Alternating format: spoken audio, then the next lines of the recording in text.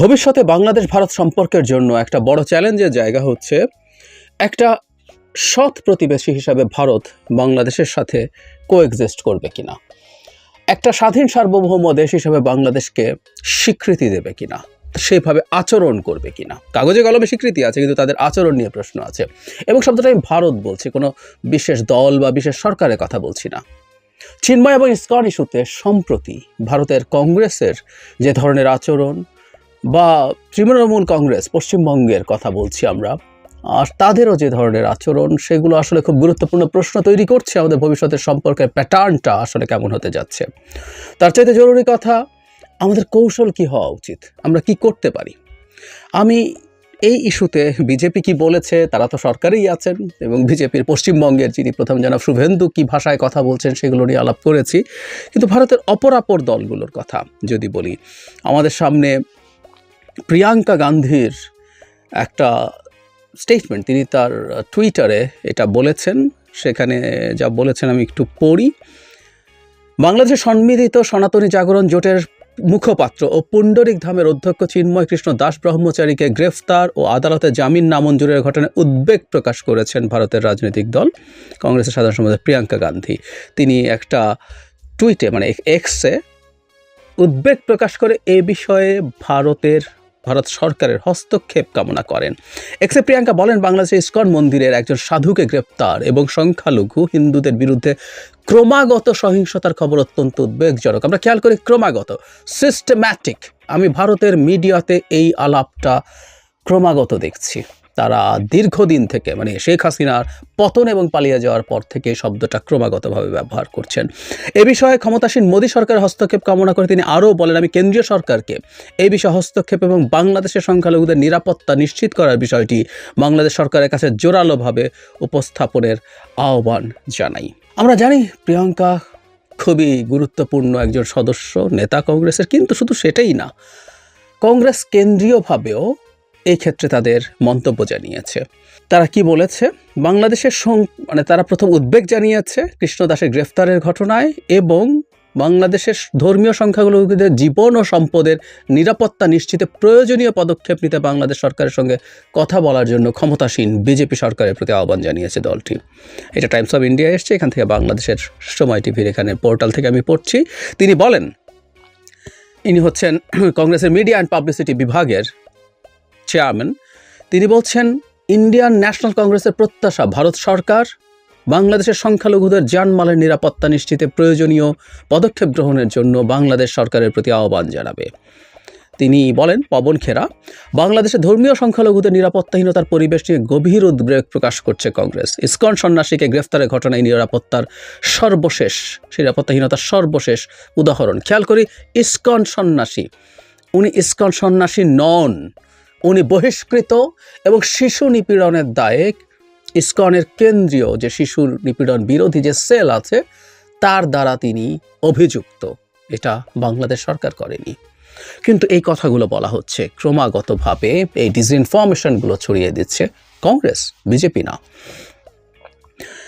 এরপর মমতা ব্যানার্জি আমাদের এখানে ইম্পর্টেন্ট, কারণ হচ্ছে তিনি পশ্চিমবঙ্গ আমাদের লাগোয়া এবং আমাদের সবচেয়ে বড় বর্ডার, তাদের সাথে তার চেয়ে জরুরি কথা, তার রাজনীতি, অন্তত তার যে রাজ্যের রাজনীতি, সেটা বিজেপির সাথে দ্বিমত আছে। তারা প্রতিদ্বন্দ্বিতা করেন, বিজেপি তার এই রাজ্যটা জিতে নেওয়ার জন্য সর্বোচ্চ চেষ্টা করে, সুতরাং তাদের সিরিয়াস প্রতিদ্বন্দ্বিতা আছে। কিন্তু মমতা ব্যানার্জির বক্তব্যটা আমি একটু পড়ি। তিনি বলছেন, বাংলাদেশের চলমান পরিস্থিতি নিয়ে আন্তর্জাতিক কৃষ্ণ ভবনামৃত সংঘের শীর্ষ নেতৃত্বের সঙ্গে কথা বলেছেন পশ্চিমবঙ্গের মুখ্যমন্ত্রী। দ্য হিন্দুর প্রতিবেদনে বলা হয়েছে, মমতা বন্দ্যোপাধ্যায় বিধানসভায় প্রতিবেশী বাংলাদেশের চলমান পরিস্থিতি নিয়ে উদ্বেগ প্রকাশ করেছেন, তবে এই বিষয়টি অন্য একটি দেশের সাথে সম্পৃক্ত হওয়ায় তিনি এ নিয়ে মন্তব্য করতে চান না বলে জানিয়েছেন।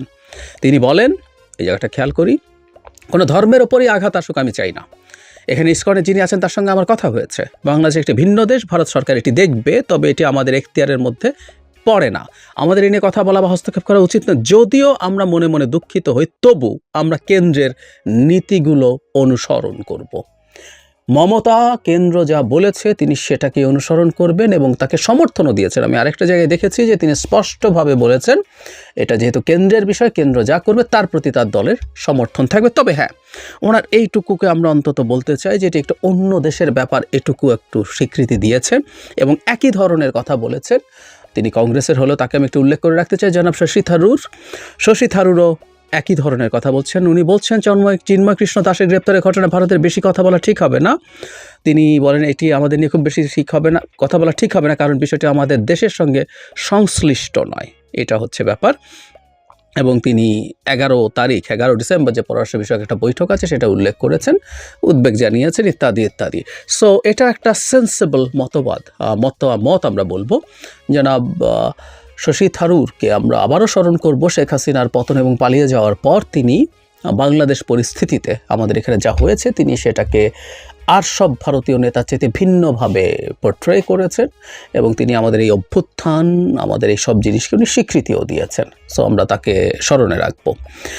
এখন আমার মূল বক্তব্যের যে জায়গাটা, আমাদের একটু পেছনে আবার যদি ফিরে যাই, সেটা হলো রাহুল গান্ধী। শোনা যায় বা এটা মোটামুটি নিশ্চিতভাবে বলা যায় ডক্টর ইউনূসের একজন গুণমুগ্ধ মানুষ, তার সাথে ব্যক্তিগত সম্পর্ক চমৎকার। কিন্তু আমরা জানি শেখ হাসিনার পতনের পর কংগ্রেস এবং রাহুল গান্ধী বাংলাদেশ সম্পর্কে প্রায় হুবহু বিজেপির মতো বক্তব্য দিয়েছেন, একই রকম অবস্থান শো করেছেন। তাহলে সমস্যার জায়গাটা কি দাঁড়ালো? বাংলাদেশের ভবিষ্যৎ কি হবে? আমরা আবারও একটু পেছনে যাই। শেখ হাসিনা যখন ভারতে গিয়েছিলেন তখন অত্যন্ত অ্যালার্মিং একটা সাইন দেখা হয়েছিল। তখন আমি ইনস্ট্যান্টলি ওটা নিয়ে ভিডিও করেছি, পরেও অন্যান্য ভিডিওতে আমি সেই জিনিসটা দেখানোর চেষ্টা করেছি। সেটা হলো শেখ হাসিনার সাথে এই গান্ধী পরিবারের দহরম মহরম। সোনিয়া গান্ধী গেছেন তার 2 সন্তান রাহুল এবং প্রিয়াঙ্কাকে নিয়ে, তারা ওখানে আবেগাপ্লুতভাবে জড়াজড়ি করছেন অন ক্যামেরা। মানে তারা এই মেসেজটা দিতে চেয়েছেন, তারা এটা করতে চেয়েছেন, এই মেসেজটা দিতে চেয়েছেন। এই দেশের একজন চরম স্বৈরাচারী, ভয়ঙ্কর স্বৈরাচারী, যিনি তার দেশের 17-18 কোটি মানুষের জীবন ধ্বংস করেছেন, রাষ্ট্রের স্ট্রাকচার ভেঙে ফেলেছেন, সেই রকম একটা স্বৈরাচারীর সামনে প্রকাশ্যে দহরম মহরম কংগ্রেস দেখিয়েছিল। কেউ বলতে পারেন এতে অবাক হওয়ার কিছু নেই। এই শেখ হাসিনা প্রথমবার যখন ক্ষমতায় আসেন অবৈধভাবে 14 সালের 5 জানুয়ারির নির্বাচন, সেই সুজাতা সিং, তখনও কংগ্রেস ক্ষমতায়, তাদের অধীনে সব কিছু হয়েছিল। এরপর বিজেপি পরের 10 বছর, সুতরাং ওরা অলমোস্ট দ্য সেম। কিন্তু আমাদের একটা জিনিস খেয়াল করতে হবে যে ভারতের বিদ্যমান প্রেক্ষাপটে কংগ্রেসও প্রায় অভিন্ন। জাস্ট তাদের rhetoric may be a bit less aggressive, কিন্তু আমি প্রিয়াঙ্কার কথায় সিস্টেম্যাটিক এই ধরনের শব্দ ব্যবহার করা, ইংরেজিতে উনি হিন্দিতে বলেছেন, ক্রমাগত ধারাবাহিকভাবে এটা হচ্ছে বলছেন। তাদের ভাষা একটু সফটওয়্যার হয়তোবা, কিন্তু তারা টোনগতভাবে একটু ভিন্ন হতে পারে, কিন্তু তাদের content is almost the same.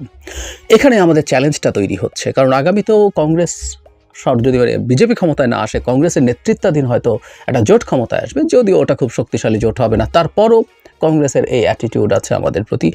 এমনকি পশ্চিমবঙ্গের মমতা ব্যানার্জি, যিনি ভবিষ্যতের একটা কোয়ালিশন সরকারে একটা গুরুত্বপূর্ণ, যদি বলছি আবার কংগ্রেসের নেতৃত্বে একটা কোয়ালিশন সরকার হয়, একটা গুরুত্বপূর্ণ স্টেক হোল্ডার হবেন যদি উনি আগামী নির্বাচনে ভালো করার সম্ভাবনাই বেশি।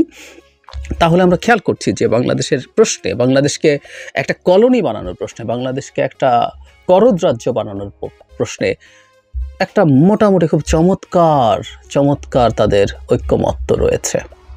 এটা অ্যালার্মিং।